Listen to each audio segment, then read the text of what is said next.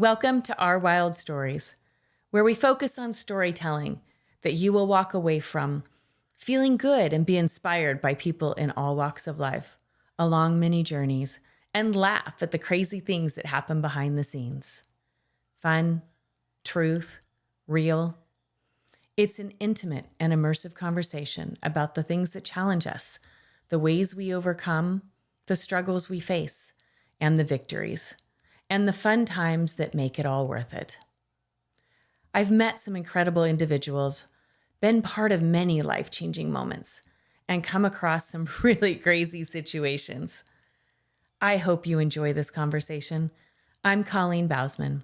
Welcome to my podcast, Our Wild Stories. Okay, so here we are at the Wildflower 2025, the comeback of the year, and we are launching the Our Wild Stories. And as a family of multiple generations of doing this event, we get to tell our stories.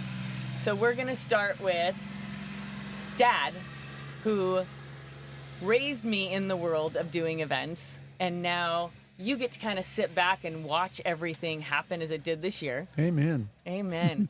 So what would you say when you're starting off for your wild story? Because it's been a wild ride, and it's not just Wildflower, but when you started off and you first did the first ever Wildflower, tell us about that journey from doing Wildflower for the county and then coming and taking over yourself and having that ownership of the event. And then we'll go into you and I being able to work alongside each other. Yeah, that sounds great. Well, when we started out, it was Lake San Antonio Bluegrass Festival, and we had bluegrass music, and we've had wildflower booths in the area, and we had a water ski show, which you happen to be in, and we had a 10K run, and at the 10K run, the guy Dave Lewis was with me one day, and he says my boss Sally Edwards, who owns Fleet Feet, just came back from Hawaii, the Ironman Hawaii, and she said we should do a triathlon in California because it was so great in Hawaii. And I says, that's great, we'll do it. I says, what is it? He says, well, you swim, you bike, and you run. And I says, well, we got water, we got roads, we have a trail, so let's do it. And so Sally Edwards came down the next week, actually, and we mapped out our first course, which was a 100-kilometer course. And that first year, we put on the event. It was an absolute disaster. We had actually the best bluegrass bands in the country coming here and playing. And then we had the triathlon, we had a 10K run and some other stuff. And it poured down rain pretty much the whole weekend. And so the bluegrass music couldn't play, and we had the triathletes and the 10K run. So we did the 10K run, and it was okay. We did the triathlon, and they didn't have wetsuits then, so that when they went on the water, they got in the water, and there was only 86 people the very first year.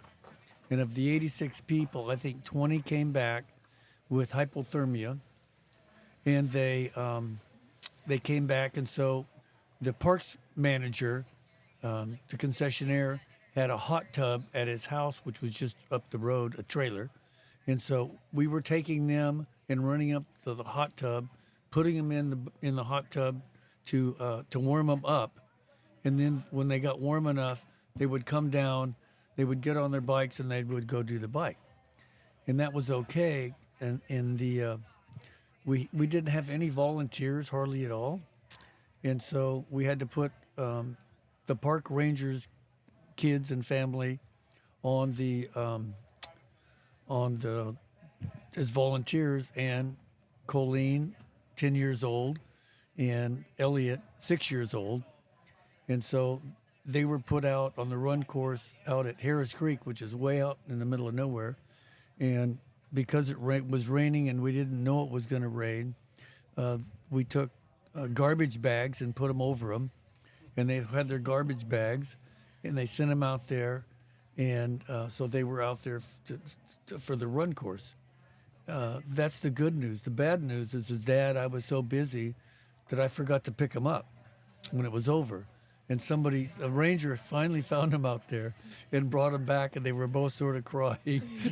And that was Colleen's first experience into my world, I guess. Not really, because when I worked as a recreation director for King City, we had swimming pools and all that. So every time I had an event that kids could go to, Colleen was in it and Elliot was in it. So they were used to events and stuff. But from the first year, I really, when we got done that day, I thought, well, I'm going to be looking for a new job, because I'd only had this job 4 months. Yeah. And I thought I was going to need to find a new job because it was such a disaster. And as I'm leaving, 3 or 4 of the guys, one of them who was in the hot tub on the swim, and he finished the bike, and he had to go back in the hot tub on the bike, and we took his running shoes away from him so he couldn't run, and we thought, this is going to be a problem. And he comes back and he says, this is the best event I've ever been to. And I go, thank you. And so on the way home, I'm thinking, I had some others and stuff like that. And I get back, and I didn't tell the county what a disaster it was. Some of them were here. But anyhow, we decided that we would try it one more year. And so we did it second of the year. We went from 80 triathletes to 200 triathletes, and we went to 400 triathletes, and we went to 600 triathletes. And so it was really growing from 83, and it stayed right about 600 or 800 until 94. And in 94, I got married. I got remarried, and my wife liked triathlons. And at the same time, I became a born-again Christian. And so I had this new zeal, and I asked my wife in 96 if I could quit my job, which I had a nice, secure government job with a nice salary and with vacation time and with retirement and all that. And I says, I really would rather just do this triathlon stuff and not do the county stuff anymore.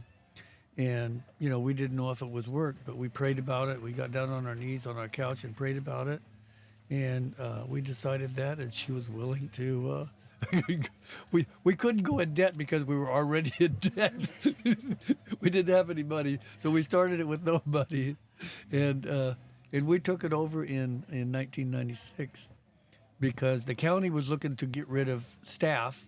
At the time they wanted to get rid of staff.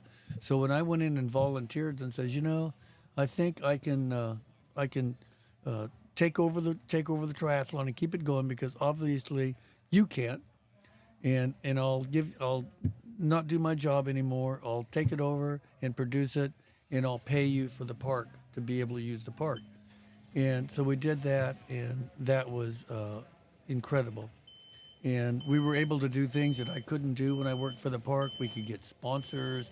We could have a beer sponsor. We could have other shoe sponsors. We could have camping. We ran the camping. And so that next year, and we could advertise because they hardly advertised it. And that next year, we went from like 800 to 1,400. And then it just kept growing. And then and it kept getting bigger.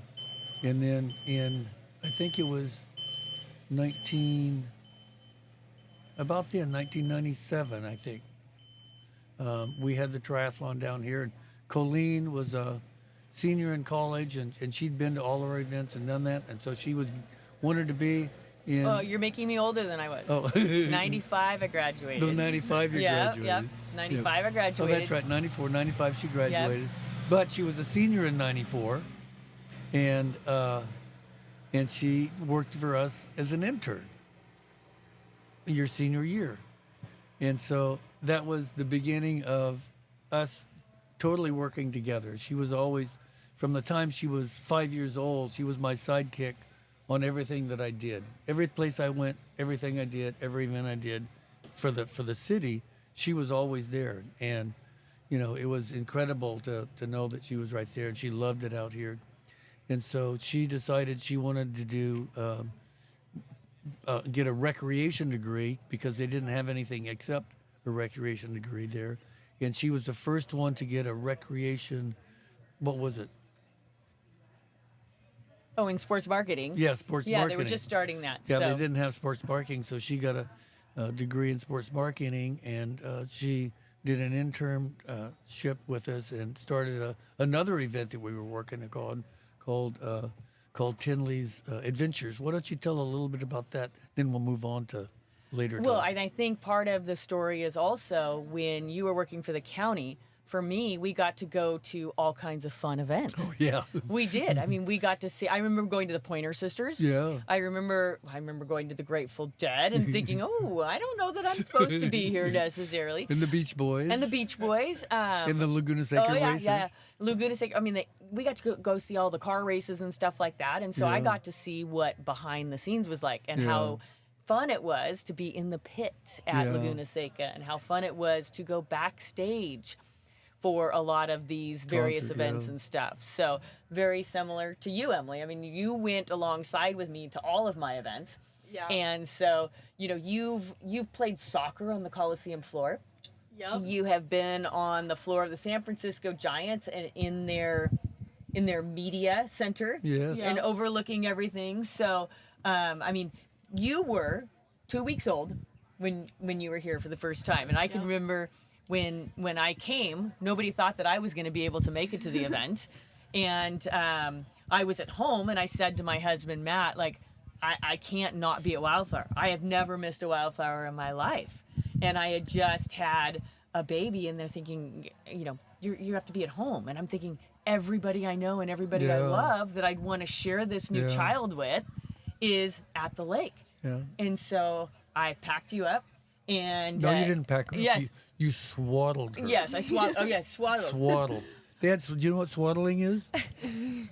Yeah, but this is the beginning of swaddling, where they put them together so tight that they couldn't move, and you could see a nose, and that was about it. So Yes. you were swaddled. You were swaddled, and you came, and we passed you because when I got to the event, the first thing I did was show up to the committee meeting, and I led the committee meeting, and I had at that time student race directors, Chris Heber and Tisha Hawkins, and they looked at the back of the room and thought, that woman is out of her mind. I passed off Emily, and so at the time when you were growing up, how many aunts and uncles did you think that you had? Well, oh gosh, there's like 50 of them. It's been really cool, like getting the opportunity to have so many people raise me and like just continue to be in my life as I grow up. It's like Heber, he's my funkle, my fun uncle, and this whole weekend it's just been like, oh my gosh, I remember when you were so young, and they just know everything about me, and they're like, I held you when you were 2 weeks old. Yeah. And everyone talks about that. So it's an honor to say that I've been to every single Wildflower I could have possibly been to in my 21 years of life. And now you're at college, and you're going to, what is your degree going in? I am majoring in general business with a minor in entrepreneurship, which makes sense considering both of my parents own their own businesses. They're good role models. Yes, and so, you emailed your professors and said, I'm sorry, I'm going to work for 2 weeks. I'll have to figure out how to make up this stuff. But what do you think, like being in an experience like this, where you're actually living day to day, what the things that you love to do, how do you think it compares to being in the classroom and what you've got to do out here? To be honest, it's completely different. I'm glad I'm going to ask for forgiveness later rather than asking for permission, because it's just an experience like no other. You don't understand events until you're at an event. You can plan everything logistically how you want it to go. 90% of the things are not going to go how you planned, and you're going to have to be able to work on the fly. We're doing marketing. Nothing uploads. We're in the middle of nowhere. So it's just really working with what you have and learning how to problem solve on the fly. It's not a problem solving situation where you can go through these are the steps for X method. I need to do 1, 2, 3, and 4. You have 30 seconds to make a decision, and especially if it's safety, you have someone's life in your hands. Or if it's course, you also have people's safety because you are coordinating with athletes and spectators and vehicles and things like that.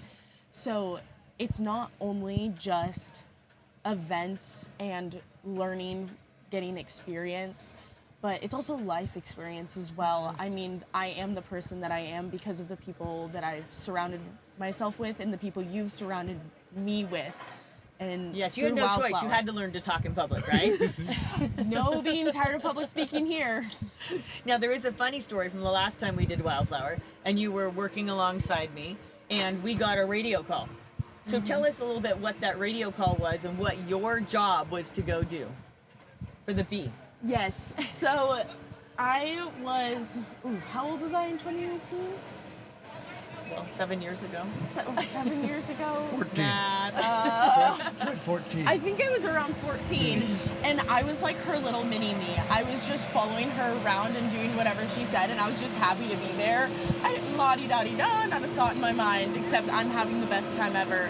And we got a call that we had a beehive at the finish line, which is a huge safety problem, obviously.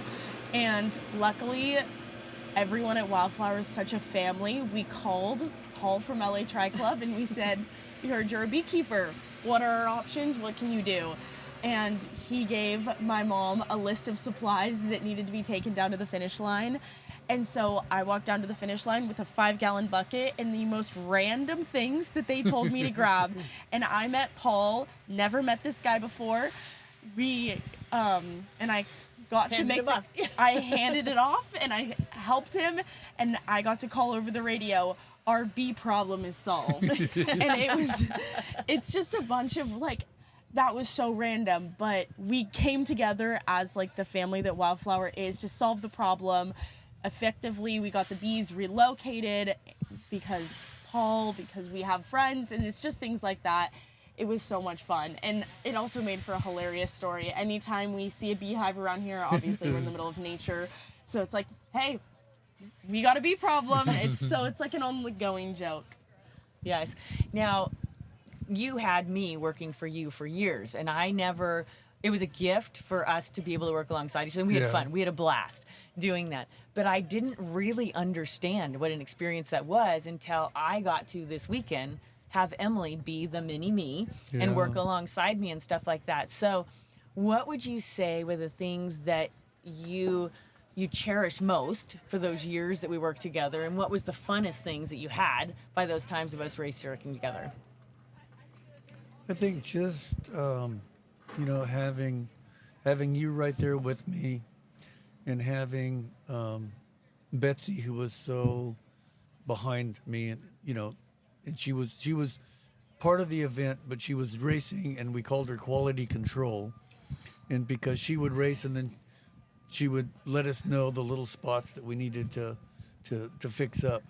But I think just having you there and knowing that if I told you to do something, it was going to get done, and just having you as my daughter and sharing you with everybody that I knew as part of the business and watching it grow. You started out at Cal Poly. I mean, really started out at Cal Poly. Yeah, I did. Doing that. And the whole story of that is, we did the race the very first year, and some of our lifeguards were from Cal Poly. And the lifeguard says, you need to get Cal Poly involved. We can get you volunteers, and we can get you lifeguards, because we didn't have any. Only lifeguards we had the first year were the 2 that worked for the park. And so we got Cal Poly involved, and that sort of really made a difference in what we were doing, getting those people. And and we had, the first year with Cal Poly volunteers, we had probably 60 or 80 volunteers. And at the height, I think we had I want to say 1,200. Your number is accurate. We had a waiting list for guests. Yeah. We actually would charge people to come and volunteer for us. It was a waiting list so that they could come in for the weekend. And so that sort of started, and and then you saw what they were doing, and that sort of moved you into going to Cal Poly, I think, It did. and going there because, and it's funny because I've talked to, I don't know, dozens and dozens and dozens and dozens of Cal Poly students or HR people or people hiring people or something like that about their experience in Wildflower. And a lot of the students would say, Wildflower Experience was the best experience I had of my entire college career. It meant more to me than all the rest of the things that happened during my college career. And that just really resonated. And you know, I'd talk to people in businesses, and they'd say, "Oh, Wildflower. Oh, yeah, we hired so and so," and they put on the resume that they were Wildflower. We hired so and so, and they put on the resume that they were Wildflower. You know, and it was all over, not just here, but all over the country. You know, Yeah, it was connecting people in a way. It gave them something to talk about in those interviews. Yeah. That they all of a sudden connected with that experience. And you know, and a lot of our athletes are, you know, type A executive people. You know, they do triathlon because they've got to get away from the business world that's, you know, driving them crazy. And so there was, you know, many, especially then, because it was computer companies, you know, internet and computer companies, and the Cal Poly students were going, you know, all over places to become workers for those companies. So it really made a difference. So back to the thing, I think that, you know, watching you grow into that was probably one of the most satisfying things for me. And being able to go places with you and take you places. And it was funny because we didn't tell other people that you were my daughter. No, you were Terry. I was Terry. Yeah. Yeah. And you were Colleen, you know. But we didn't tell other people that she was my daughter because we didn't want to give her a feeling that, you know, well, or other people would say, well, she's your daughter, so it's okay, you know. And, you know, so she wanted to be valued on her own, and I wanted to value her and make her as great as she could be. And so we would go places, and, you know, after we got to know the people a little bit, somewhere it would come up that, you know, obviously we look a little alike. A little bit. Yeah, a little bit. The genes alike. are pretty strong here. Yeah, and so you know, we would let people know that she was our daughter.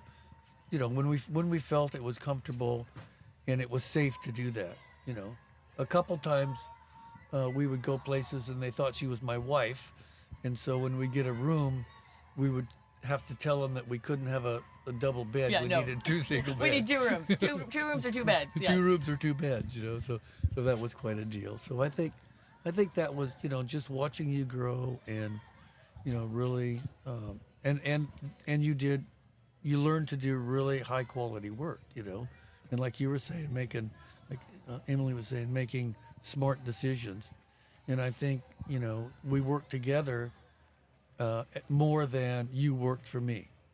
It was a together. It was always together. It was always Every together. decision was together, Yeah. yes. Yeah.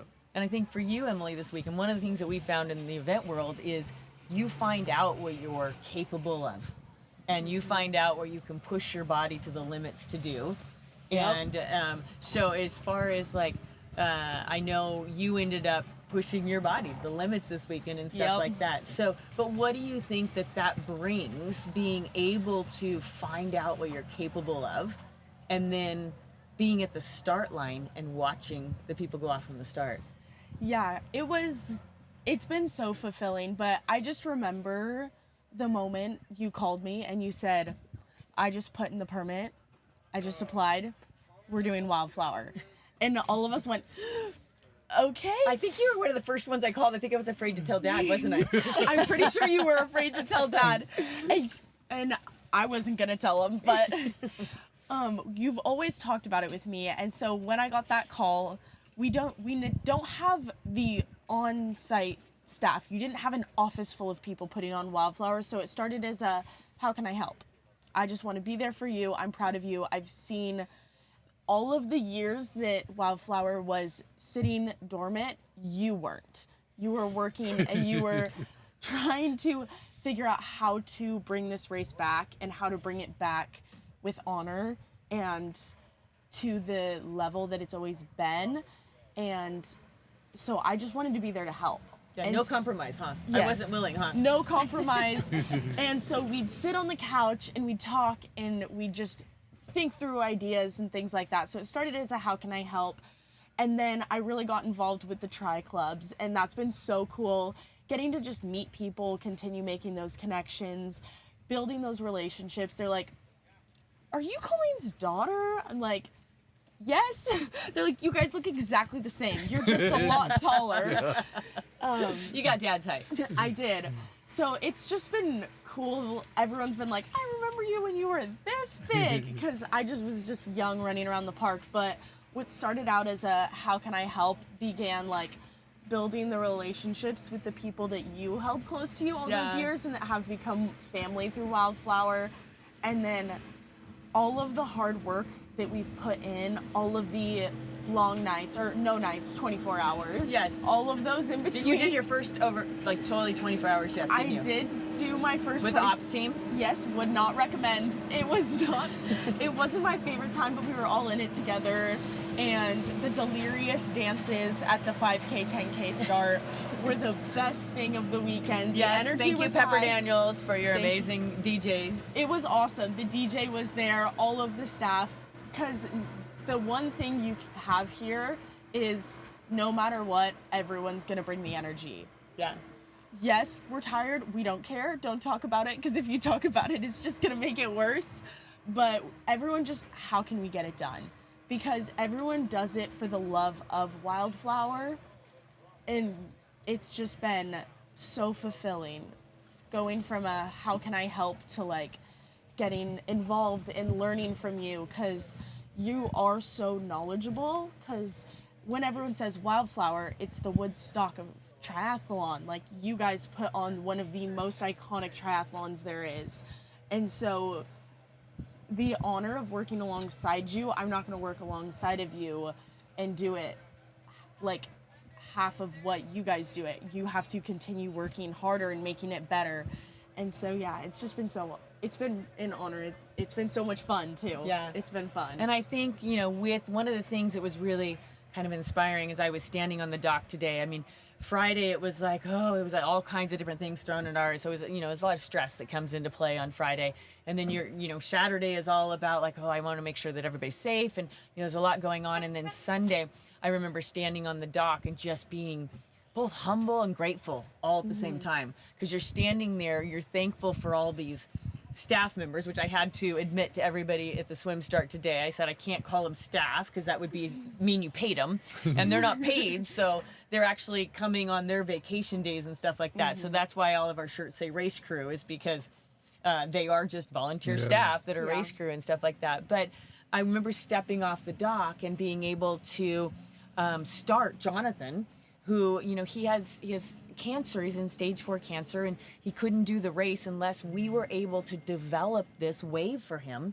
There was a non-competitive wave, and we figured out how do we go ahead and allow this person to race. He was really important to him that it was within the USAT standards, so that he was actually a qualified racer that had results and stuff. Wildflower was one of his first races that he did, and so it meant a lot to him. And he starts treatment on Monday. And I was standing there. I got to stand alongside of him, put my arm around him, do a countdown, and then put him off into the hands of our lifeguards that were out there. And just that experience of going, okay, here's a story that I helped happen and move along. And I saw you, Emily, like you looked and I was, what is happening? Like, I didn't know the whole thing. I told you, and tears just came to your eyes. And I think that's what Wildflower to me is, less about the three of us, less about Wildflower the triathlon. That's why I changed it to experience. It's more about looking out there and looking into the eyes of every single one of these people, and you see that they have these stories. I mean, we even have like the Pathmans, they came, and he's, there's so many races that tell them like, no, you can't do it. We won't do the dual athletes. And my mantra has always been, how can I help? How can we do this? And that's why when people are like looking at triathlons, not just triathlon. I have 8 different races we did over the weekend. Everybody thinks I'm out of my mind, which I am, absolutely out of my mind. But Even I think you're out of here. yeah, you guys think I'm out of my mind. But then the next question is, okay, how can I help? Yeah. So, and each of you guys, one of the things that you started, which kind of came down to me with working with the Cal Poly students, you talked about me leaning into that. And we started this thing called the Tri-Cal family. Yeah. And so that's why you didn't know who was uncles and who wasn't, who aunts, uncles, brothers, sisters, any of that, because we had this Tri-Cal family. And That came from the Cal Poly students. that came from the Cal Poly students. Yeah, they were leaders or student Volunteers started, and then they went student directors and leaders and in college, and then they liked it so much that by that time we'd had a whole bunch of events, and they would go from event to event with us, and they loved it, and they became part of the Tri-Cal family. In fact, to really be a part of the Tri-Cal family and receive your Tri-Cal family jacket, Yes, we did. special jacket, A special jacket we gave Special everybody. family, you had to come and be with us at every event for that year. So to get the 2001 Tri-Cal special jacket, you had to be at all the events in 2001, and people would go crazy to make sure that they got there, and that was one of the things you didn't take any No, there changes was on. no exception. No You had to make. exceptions. I don't care who was getting married. I don't care what was happening. If you weren't at an event, you had to make one of every single event, which was great until we ended up with 9 events in Yeah. a year. But those people were still earning jackets. Yeah.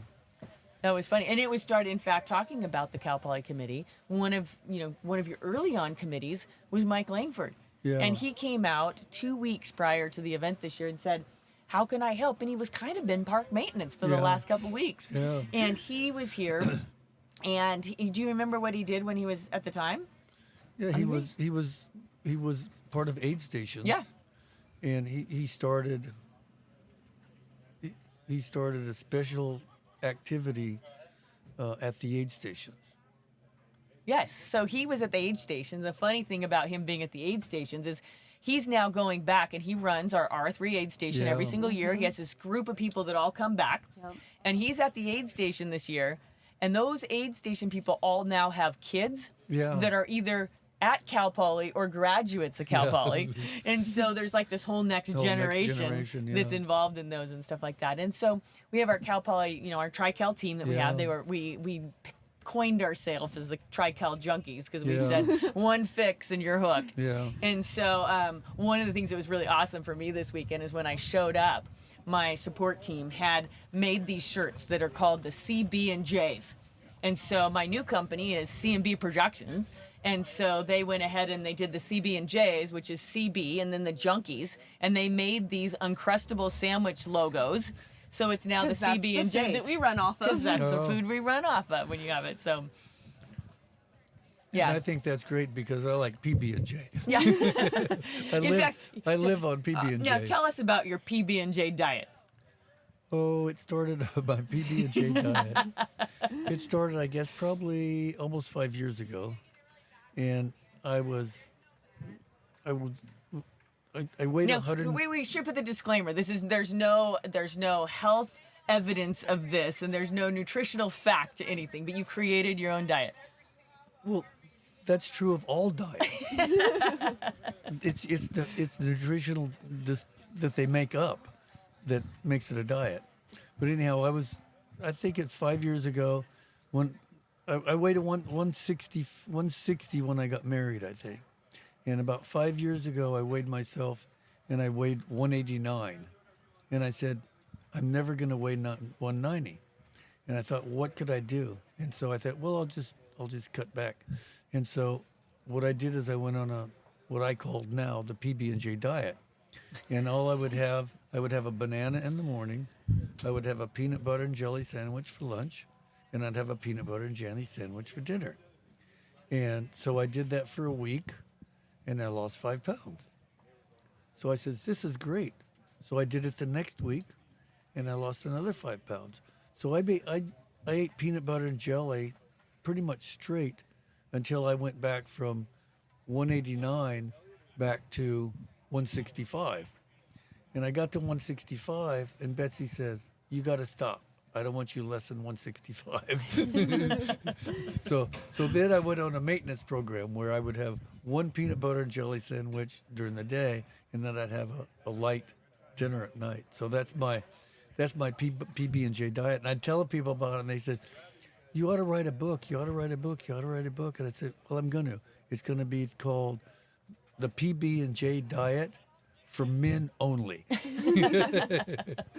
think it'd be more of a pamphlet, though, right? Just a Yeah. couple pages. Well, I figured it's really simple. I figured it'd be about 6 or 8 pages long, 4 of them with pictures and 2 of them with some words on it, and a cover.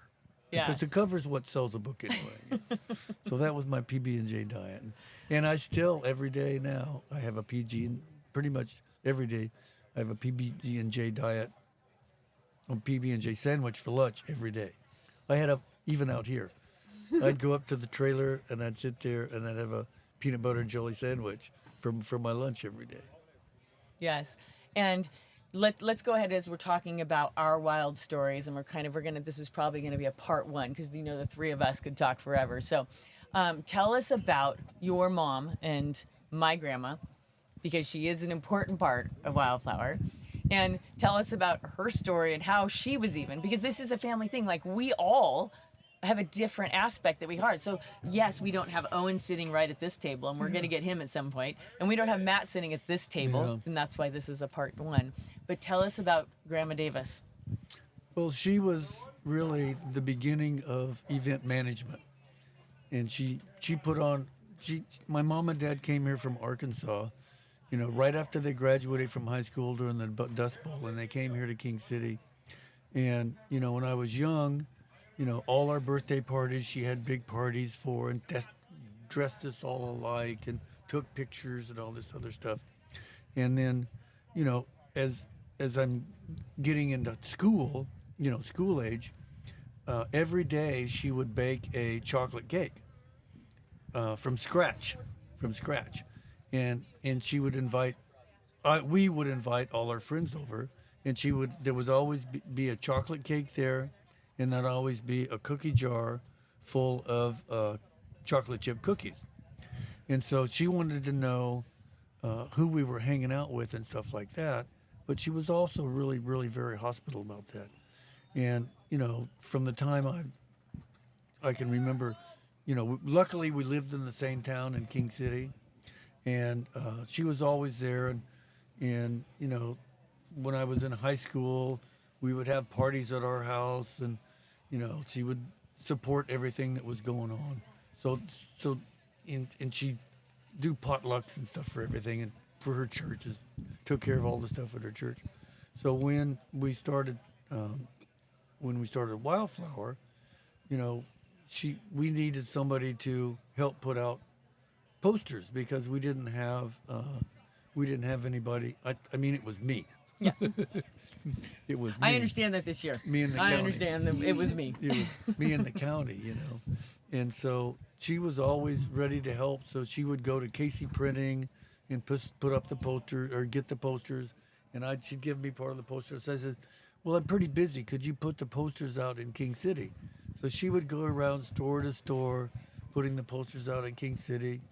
And then when we would come up here for the weekend, she would send up a great big bowl of potato salad. And so everybody, all the people, our big committee of, I think, like 8 people then, we'd all have potato salad that she'd make. And then she would come up, because when I was 5 years old and Lake Dawsonmeno was opened, we as a family went to that because my dad had a boat, and we were a camping family, and so we were camping all the time. And when this Lake San Antonio opened in '65, we were at that opening. So we've been to both of the grand openings here, and so she's always been involved in everything. And actually, we give her credit for raising you and Andrew and Tim and Elliot, because if we were busy, she would pick you up and take you somewhere, do whatever she needed to do. And every Friday night we had pizza at her house, and Chris's family, my brother Chris and Andrew and Tim, and we would always meet there for pizza. And when you were kids, you'd go to school, and when you finished after school, you would walk over to her house, and she would sort of take care of you till. I mean, we would bring 10, 12 friends. Yeah. And she would have enough food for all of us. And she loved everybody. I think that's what I really loved about her the most. She was so welcoming, and really wanted to be with people. I mean, when I'm 50 years old, I go over to her house, on the way through or something like that, and she's got some of my friends in their house with her still. At 50 They years still old. stop by. Yeah, they still stop. It doesn't matter if we're there or not. They Yeah. stop by. They say, hey, Grandma. Yeah, they were. We called her place Mom's Eats Yes. because everybody ate there. And everybody knew about her chocolate cakes and her Yeah. cookies and stuff. So. Yeah, and so they would always stop by. They were guaranteed that they could never stop by without cookies being in the cookie jar. Yeah, she taught us that our home is just a vessel to open up, to have everybody else be there. It's a gathering place. Yeah. It's not yours. So, Yeah. well, as we're kind of wrapping up with some of our wild stories here, and this will be a continuation, I'm looking out and I'm looking over, kind of looking at my crew already starting to clean up. Clean up. It's because actually the cleanup is a whole nother event. Like they really Yep. pride themselves Yeah. on figuring out how to be most efficient with getting the pallets out there ahead of time and making sure that everybody knows what their job is in transportation and stuff. So, it's kind of emotional. So we're looking back and we're kind of wrapping up the day and we're looking at it. So, we'll start with you, Emily, as far as looking back of being up here, because you came in on Friday, not Friday, like 9 days ago Friday sort of Yep. thing. And you flew in, we picked you up at the airport. We didn't get to celebrate your 21st birthday with you, so we took you out to a local bar in Templeton. We got Yep. a drink together and we got to hang out. And then you have been working nonstop for us all week. And so what is the feeling that you're walking away with? If you had to try and describe that in just like a sentence or two, how would you describe kind of your feeling after experiencing Wildflower this weekend when none of us really knew what was going to happen? We didn't know what we were in store for. Yeah, I think it just shows I don't even know how to put it into a sentence, but I can put it into a feeling. And I just remember, oh my God, I'm gonna cry again. I remember standing out at the swim dock Saturday morning and crying. And everyone's like, are you okay? And I was like, I'm fine, I'm just so proud of you. And she looked at me. What was I doing? Crying. Yeah. It's like I've never been more okay in my life than sitting there knowing this is exactly where I'm supposed to be, doing what I'm supposed to be doing. Because God's in control Yes. of everything. And I don't think no one really knows how hard you've worked. You and Heber. Yes. And my My- brother. my tenant in my room. I don't think anyone will ever quite understand how hard you guys have worked, and you'll never take credit for it. You'll never take credit for how hard you've worked these past couple years and the things you've been through. You haven't not thought about Wildflower. No one understands the things that you've been through behind the scenes. I'm your daughter. We talk about everything together. And so, I mean, Friday it was like, what? It's like Gulp and hold your breath, right? Yes. But you know what? We all pulled an all-nighter because what mattered is that our athletes were going to be safe and the race was going to happen, and it was going to happen at the same caliber that it's supposed to. And so standing out at that dock with you there, my dad there, and all of the people that raised me, it was like, wow, we're Wow. here. Yes. We did this. Holy crap, it happened. Yes. And seeing you speak and just like, it was like, I'm so proud of you. That's the like feeling I can put it into. Yeah. Wow and proud, huh? I could probably say the same thing. How about you? I'm gonna make you go before I go. Yeah, no, it's the same thing. Like I'm sitting back and everybody's saying so much. Like I can't believe you did this. I can't believe you pulled it off, and I can't believe I pulled it off either. But for me, I have never felt more supported and more the idea that I'm exactly where I need to be, doing what I need to do, and all of the conversations that I'm having, like, yes, we put on a race, and yes, we do these things, but I was around this weekend talking to people about their personal lives and different things that they've had, and I have these people who come for a whole weekend, and they give every bit of their soul and their energy and everything they do, and they're not doing it for me. Like, we're doing it for a common cause. And it's like, people are saying, are you going to do it next year? And what are you going to do? And I hope we could figure out how to make an announcement, how to make it happen.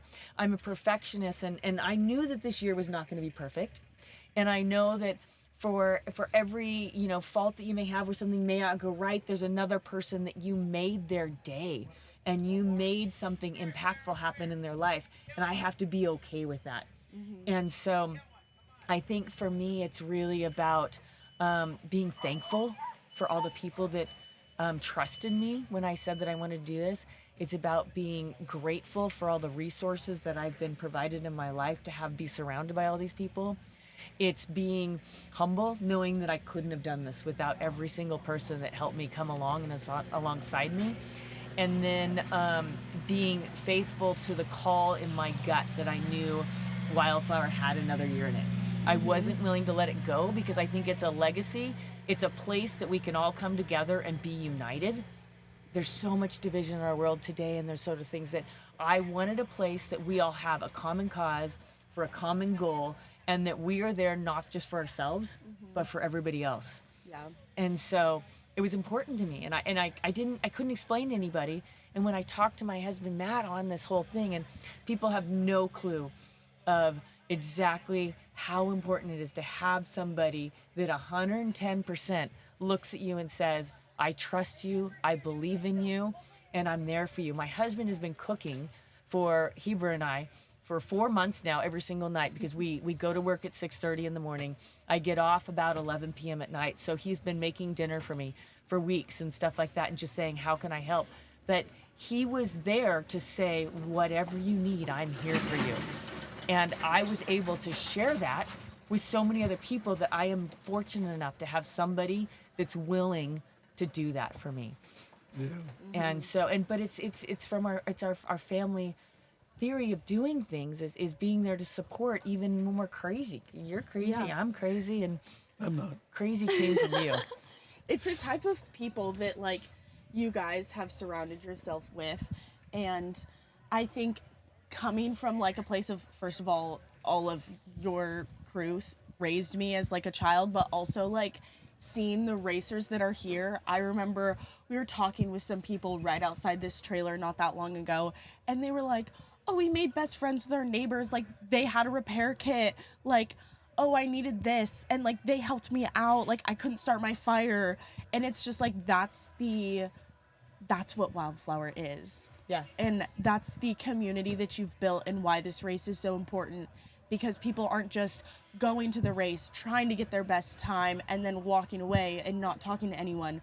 We're stuck here with no cell service for 3 days. Some people don't know how to survive without cell service, but that's actually what brings people together. And people becoming best friends with the people next to them that they don't know, that live across the country, but being there to help out. And they couldn't have done that with the cell phone. I imagine if people take their weekend and they look at their phone and they realize that in a week's time span they only had 4 hours of screen time, they probably were complaining about the fact that we had no service out here. Yeah. You couldn't get internet, you can't get cell service. But I don't think they understand the gift that was provided for them only having 4 hours on their phone all week long. Yeah. And it's such a community, It's a community of our staff, our Race crew. junkies, our junkies, and the community of the triathletes and stuff like that. And there's so much history to it, and it's always been that. When we first started, we didn't even have any internet. Everything was by phone, and the phones weren't very good either, And so Yes, and as we're talking on media and as we're doing something as with technology-wise podcasts, we met somebody at the local career fair that we were at, and he talked about what was our first PR person's job here at Wildflower early on. Yeah, well, we had a guy, his name was Bill Gittler, and he was from KRKC radio station. KRKC Radio. In King City, and we both knew him because that's the only radio station we could get. And he was a good backer of the event, and he wanted to see it happen, and he advertised it in his radio station, and he came out, and what he would do is he would go from the finish line to the store, put money in a payphone. You don't even know what a payphone is. It's one of those things where you put money in. Money. Money. No, don't know. Coins. Yeah. Money. You know what money is? Coins. Quarters. He put money in. He would make his call and give a little bit of the results. He'd run back to the finish line, get some more results, and come back and put more money in. And he would keep doing that all day long, and that was pretty great. One story I want to talk about is the very first race, because it rained and we had all those problems, is that we had a Chronomex, which was a timer that I got from where I used to work from the school, where I used to work for the city, and it was the swim teams, and I borrowed it. They didn't know I borrowed it, but I borrowed it. No, we're not gonna talk. Yeah. And so I had this Chronomex, and we had people, and a runner would come across. They would have their number on, and we would give them a tongue depressor, that you put in your mouth, and the tongue depressor would be where they finished, 1, 2, 3, 4, 5, 6, 7, and we would give them the tongue depressor.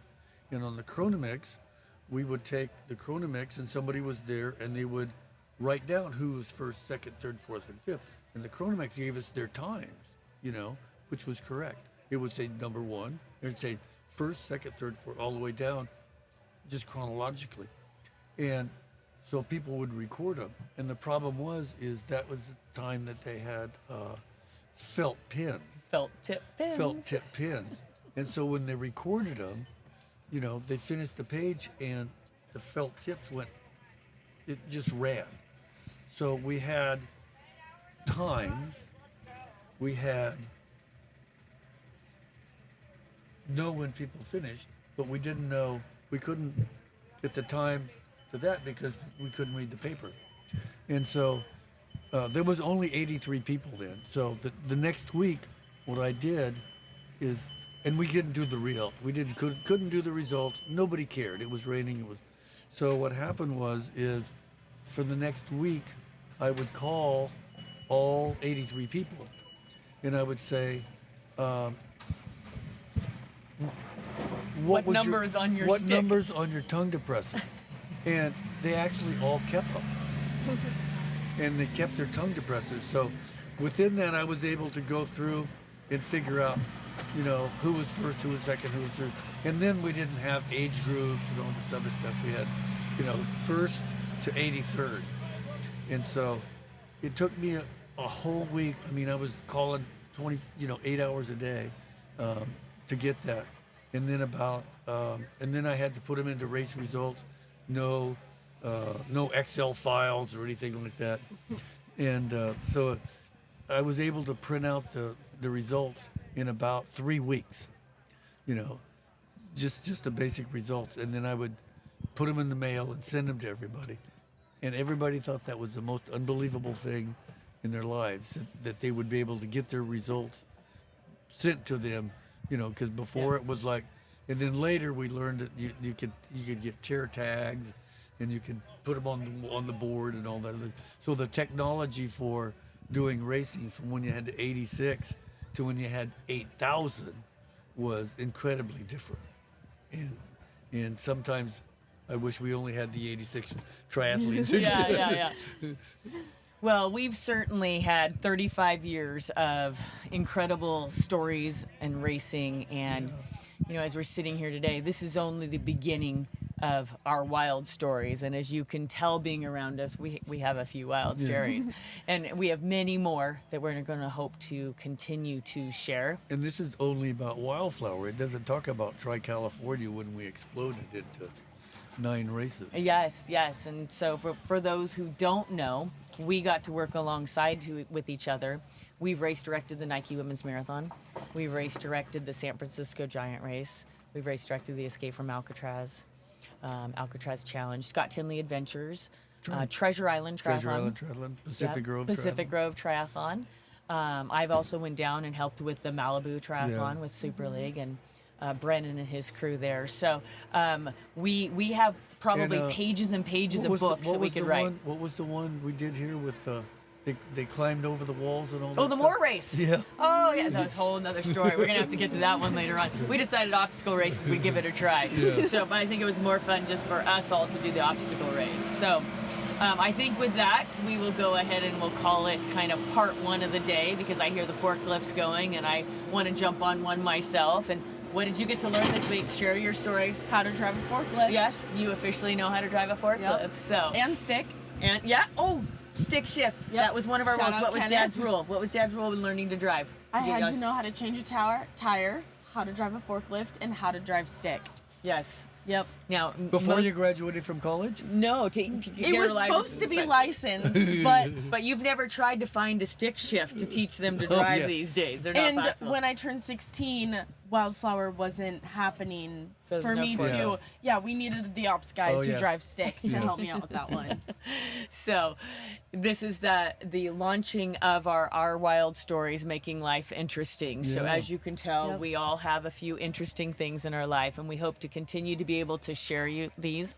We thank you for the podcast hosting and being Yes. able to share our stories with people. Thank you so much. And so thank you, Emily.